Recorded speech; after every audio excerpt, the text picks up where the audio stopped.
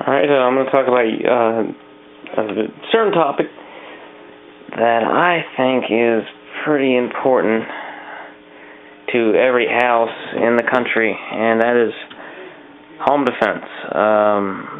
Very, very important topic. I believe most times, probably, I don't know, at least half the time you're going to get in a gunfight, it's going to be in your own house. And there's a couple of things you can do to help defend your home and prevent these things from happening. I believe, watching another YouTube video, I heard someone say that it's not about owning the biggest gun, it's about doing other things, and he is absolutely right. You need to invest in it. I wouldn't say invest in a security system, but you need to have one thing besides this, and that is a good motion detection light.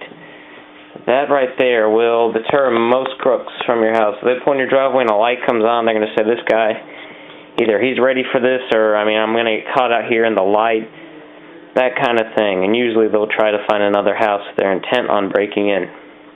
Now, if they're the crazy type and will invade your home and murder you because they think it's fun, or whatever, then you need to have something.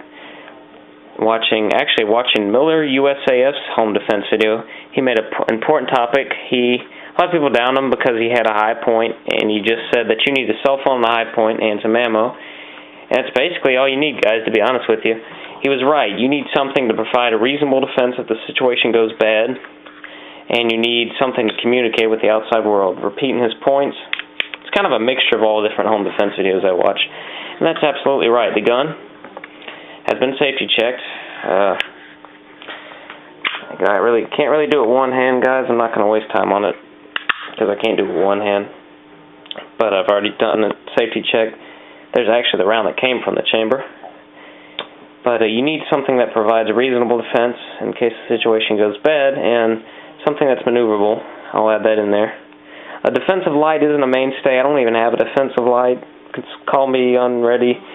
And I believe, and he's right, you really can see in the dark. He actually commented and said that his house was broken into 6 times, and he could see while he was a kid, and he could see the intruder every single time. And that is right. At night, I've never been broken into. Come close, but I've woke up, heard noises, and you can really see everything. You can see every single doorway, everything when you're adjusted to the light. The crooks, they drive to your house, they're going to be staring at the dashboard of their car, the speedometer. There's a lot of light. My motion detection lights are going to come on outside. They're going to be slightly blinded when they walk into my house from my motion detection lights coming on. Therefore, I have the advantage of darkness. I can see in the darkness and react. Okay, so one part is a good defensive handgun. This is a .380. Marginal caliper, yeah. I'll call it a decent caliper, but it's basically a beginner round. It'll get the job done with the right shot placement. And that is the number one deal in stopping a threat. It's not having a 45, it's not having a 44, it's not having a .357. It's shooting the man or woman or whatever, shooting the thing that's bothering you in the right place. And you go through the trouble getting a gun, you might as well have extra ammo. I just got 2 magazines, 7 rounds apiece. I got 15 rounds because I keep one in the chamber. Actually, I have 14 rounds because I don't reload the mag to the full capacity. I kind of let the spring relax. So 14 rounds ready to go, .380 should be enough. And I usually keep my cell phone on the charger, so in case they cut the landline, you got a cell phone, something to communicate with the outside world, and something to provide a reasonable defense, going over what Miller USAF repeated. And that lives in its little case next to my pillow. That little package right there. If that doesn't stop him and I need to go heavy, I will go heavy. I have... hell was that? Something dropped. Got a 12-gauge shotgun over here, double barrel. And my room is dirty. Hang on a sec. Okay, close the door. Anyway, like I was saying, 12-gauge shotgun, a double barrel. Nothing wrong with that. I don't think any tactical disadvantage is displayed by owning one of these things. It's perfect. I went dove hunting the other day. It's perfect for that. Perfect for defense, in my opinion. Not perfect, but pretty damn good. My preferred load is the probably outdated to you YouTube people. Perfect for me, the Winchester Super X. I'm not going to pull it out. Winchester Super X 9 pellet double-aught buckshot. I'm constantly cleaning this gun. It's a Browning 12 gauge. Single trigger double barrel. The gun is loaded, so I'm not really going to do anything crazy. Just a long-barreled shotgun, not the most tactical thing, but you ain't got to have tactical stuff to put up a decent fight. Trust me, guys. That single trigger right there is pretty hard to find on double barrels, and you can pump 2 shots into whoever the heck is messing with you really, really quick, or take down 2 guys as fast as you can pull the trigger. The reason I think about double barrel, it's just like a revolver. You can shoot it as fast as you want. It's very reliable and dependable, and no one really likes them. But these double barrels, they're kind of expensive. I think I'm trying to get another one, not a Browning, but a friend of mine has a few of them, and he's a gun collector. I don't know if he wants me to mention them, but he's got a few trying to sell, and they're, what are they? They're just a 12 gauge, and he's got a 20 gauge double barrel. That'd be interesting. But that 9 pellet buckshot load will get the job done. It's proven. Actually, my favorite is number 3 buckshot. Actually, number 4 buckshot, or number 3. I think number 3 is probably the best combination, or number 1. It just gives you a lot more pellets. But that right there is like getting hit with a 9-round burst from a 9mm. I think the 20 gauge was about 244 magnums at once.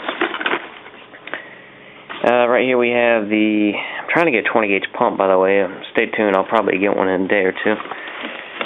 So right here is our bailout bag. Hang on a second. Okay, sorry, I had to set the camera down. And here all we got is just some extra Winchester Super X buckshot. There's actually some Federal Magnum buckshots, old pack. Just about 20 extra rounds in there, just in case, for the shotgun. I don't have any. Actually, I do have some 380. It's up there. Got some Blazer brass. It's actually Full Metal Jacket 380. Have a few hollow points mixed in with that. And we have, what else do we have in here? Oh yeah, buckshot. We have a defensive blade I can get to pretty quickly. I'm not going to take it out. Another defensive blade in there. It's actually a folder. Actually, yeah, we have some zip ties, defensive blade, and a few rounds of buckshot extra. So that should get it done, guys. 3 parts. A few parts, I'm not even sure how many. I'll go over it again. Generally speaking, at the minimum you want, like I said, something to provide a reasonable, actually, Miller USAF has said this, guys. I've repeated that, but I don't want him to think I'm copying him. I'm giving the credit to him. It's a good way that he said it. He said it perfectly. A way to defend yourself in case the situation goes bad. A way to communicate with the outside world. I'm going to add a couple things. You need artillery. It's hard to say for me. Artillery to back up the troops. In that case, to me, is a shotgun. And probably at 4th, this extra you don't really need the shotgun, but in my opinion, you probably want some extra ammo. Zip ties. I actually have some pepper spray in there. Forgot to mention that, I think. And extra ammo. Just some different options. I don't want to hurt anybody, really. I'd much rather mace some kids and get them out of my house and or just draw a gun than have to shoot them. But no, it comes down to it. You gotta do what you gotta do. So I'm gonna make a separate video on shotguns for home defense. And when I get that pump shotgun, actually, I'm gonna try that. So see you guys later.